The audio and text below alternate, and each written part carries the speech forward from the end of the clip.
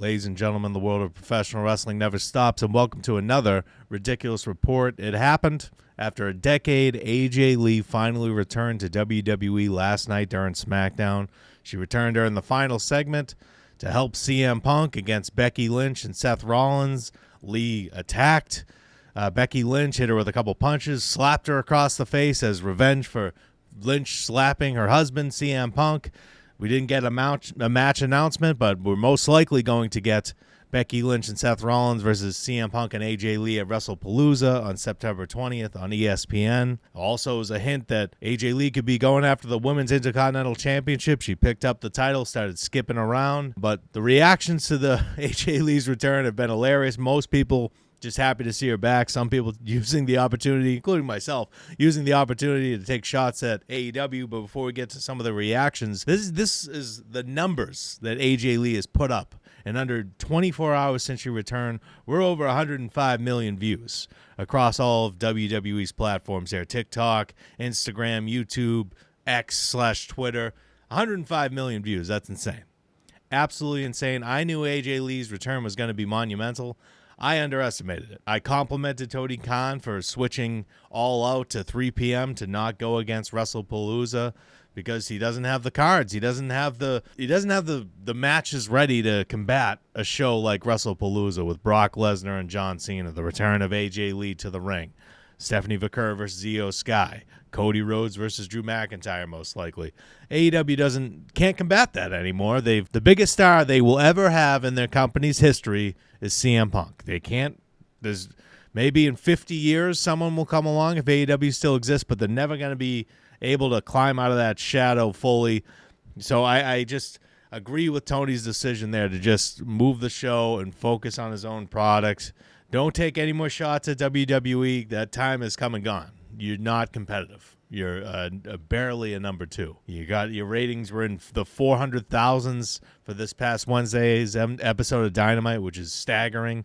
The wrestling media will say, ratings were down across the board, except NXT was up in the 600,000s. AEW Dynamite's ratings have been ridiculous for a long time now.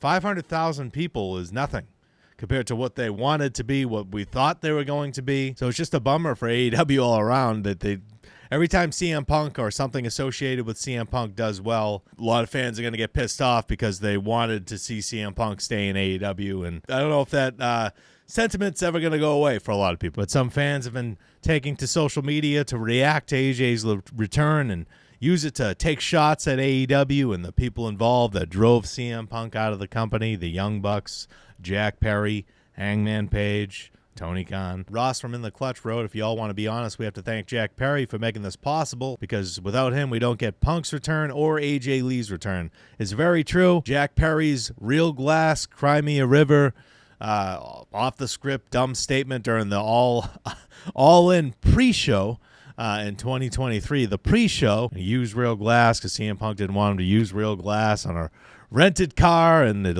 led to the brawl at All In with CM Punk being fired the next week with Tony Khan sitting on the stage like a substitute teacher delivering bad news. But Heel Lucy also wrote, thank you, Tony Khan, for being a spineless nerd who feared for his life. Thank you, Jack Perry, for thinking you were some badass. Thank you, Young Bucks, for thinking you matter in our draws. Without your incompetence, we wouldn't have gotten moments like this with a picture of CM Punk and AJ Lee embracing at the end of SmackDown again. This is just going to go on and on forever, it seems like, with CM Punk fans and how it ended with AEW. So anything successful with CM Punk's going to go back to AEW. And a lot of fans, myself included, I wanted to see CM Punk and AEW going up against WWE, trying to take them down, have AJ Lee in AEW as well as AJ Mendez. I envisioned it when he came back. I'm like, this is going to be huge, and then it all went to shit. Like Water Road, give Tony Khan Booker of the Decade. His incompetence gave us both CM Punk and AJ Lee back in a WWE ring. Tony Khan regularly gifted the Booker of the Year by Dave Meltzer. I think Triple H has this year's in the bag. I would like to assume that's the case. And we got some reactions from WWE superstars. Bayley was in attendance. We haven't seen Bayley on WWE television in a while. She's doing those vignettes with the split personalities, but she was in the crowd. She wrote, light it the fuck up, while watching AJ Lee's entrance. Saraya, formerly known as Paige. Fuck, my heart is so full watching the AJ Mendez come back.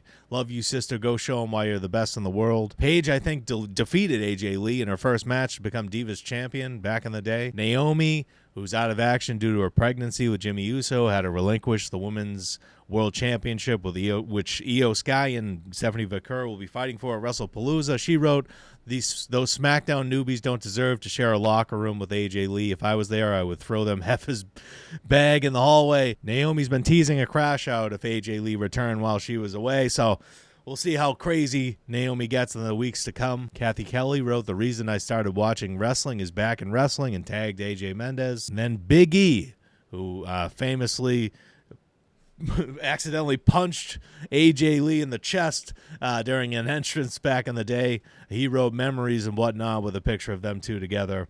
It's a huge, monumental return. AJ Lee was part of the Divas era. She really didn't get to enjoy what women's wrestling is today. This is a decade away. She comes back, and she can now be the star she was always destined to be, and she signed a multi-year full-time deal, according to Body Slam. So she's back for the long haul. This is a huge deal. You know, thank you to Jack Perry, Tony Khan, the Young Bucks, and Hangman Page. Thank you so much. So Ronda Rousey, she left WWE after SummerSlam 2023, had a short little run on the independent scene. Her final match was at a Ring of Honor taping, if you can believe it, where she teamed up with Marina Shafir to defeat Athena and Billy Starks. Well, she went on the Laps Fan podcast and took a shot at Alexa Bliss for no reason in particular. Ronda Rousey bitching about having to share the ring with Alexa Bliss, essentially. Here's what she said. The fact that they had me fighting Alexa Bliss at all was fucking ridiculous. And you want to know why they had me against Alexa Bliss? Because she had the most merch sales at the time. Like, what the fuck? That's your decision-making process? Yeah, Ronda Rousey, this is the wrestling business. You have to get people's attention. This isn't UFC, where you can just beat someone's ass and that's it. You have to cut promos and get fans invested so they buy your shirts. It's called the professional wrestling business. I don't understand this criticism by Ronda Rousey. It seems like sour grapes. It's bullshit comment. First of all, Alexa Bliss and Ronda Rousey, we're talking about UFC. Obviously, Ronda Rousey's a much better MMA fighter. As a professional wrestler, I don't know. Ronda Rousey wasn't that good as a professional wrestler. She had the chance to be great. She wasn't. She could have brought this unique presentation, MMA style, to WWE, and she didn't. She was just mad all the time. She sucked. Ultimately, she just sucked as a WWE superstar. But Peter Rosenberg was not thrilled with Ronda Rousey's comments. He went on his Cheap Heat podcast and just basically said, you know, can Ronda Rousey show some class for once? This is a business that gave you a lot of money and fame, and you did quite well doing it. He also noted that Ronda Rousey wasn't an all-time great in WWE, so she doesn't have the cachet to say things like that, and I totally agree with Rosenberg. Criticize UFC fighters, no problem. You were an all-time great in MMA. You're not an all-time great in wrestling. You're not. So you just don't have the cachet to say things about people like Bliss. It is incredibly disrespectful. Completely agree. And Ronda Rousey just seems incredibly bitter at this point, which is unfortunate, but that's life. WWE Hall of Famer Bully Ray, Bubba Ray Dudley, took to social media to criticize All Elite Wrestling and claim that the company was lost. Here's what he said. Unfortunate, but AEW as a product is lost. There's certainly some bright spots, talent in parentheses, but as a company, it lacks definitive direction. It is what it is. A company owned and operated by a fan with lots of money. TK, Tony Khan, good guy, good heart, not a booker, and the boys know it. MJF seemingly responded to Bully Ray's comment. Imagine if Anthony Bennett did a podcast criticizing the NBA and its players. Anthony Bennett's the worst first overall NBA draft pick of all time. So basically saying, imagine if a shitty wrestler did a podcast and criticized wrestling. Why would you listen to it? Then he followed it up and said, this wasn't about Bully Ray, by the way. So who knows who the hell MJF was talking about? Maybe Disco Inferno? Ricochet then chimed in because, of course, he did. He has to chime in on absolutely everything. Asking them to stop being dumb is like asking Mark Briscoe to install a light bulb by himself. Just not going to happen. So Ricochet taking shots at fans. Ricochet, the leader of the Gates of Agony now. He had a little bright spot in AEW as a villain, and then he started doing that stupid laugh, and then he's got a pair of scissors, and now he's with the Gates of Agony, and doesn't mean anything. But that is it for this episode of The Ridiculous Report. Thank you so much for watching, and if you have not subscribed, please do so. Have a good one.